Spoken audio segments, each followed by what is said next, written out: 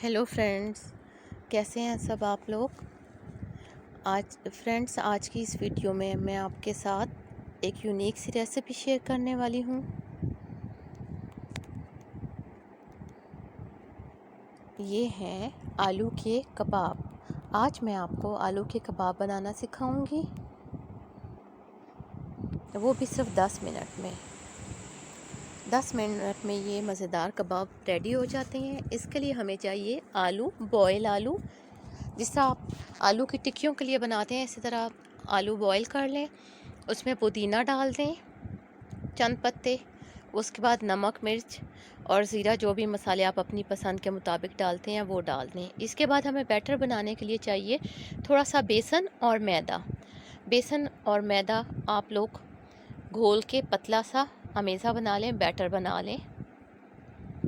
चाहें तो नमक मिर्चें डाल दें इसमें भी अपने पसंद के मुताबिक। फूड कलर भी आप लोग डाल सकते हैं, लेकिन मैं फूड कलर यूज़ नहीं कर रही। मैंने जस्ट मैदा और बेसन का बैटर बना लिया पतला सा। उसके बाद आप इसमें आलू की टिक्कियाँ डिप करके फ्राई कर लें। अच्छा, शैलो फ्राई करने हैं, ठीक है ना, ज़्यादा डीप फ्राई पकोड़ों की तरह नहीं करने, वरना आपके जो कबाब हैं आलू के वो टूट जाएंगे।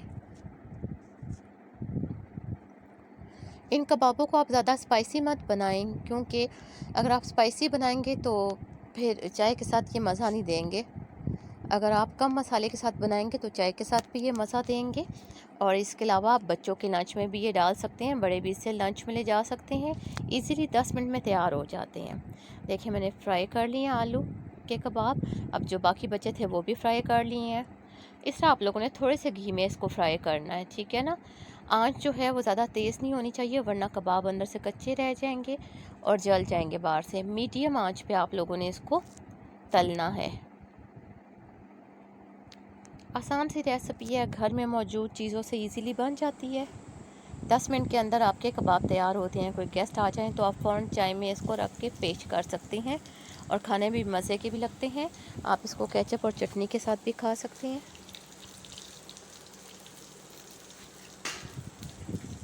झटपट तैयार हो जाते हैं ये कबाब। देखें, कबाब रेडी हैं। आप चाहे तो केचप के साथ इसको पेश करें, या चाहे तो अपनी पसंद की किसी भी चटनी के साथ इसको पेश करें। आप ज़रूर इसको कबाब को ट्राई कीजिएगा, इस यूनिक रेसिपी को शेयर करना मत भूलिएगा।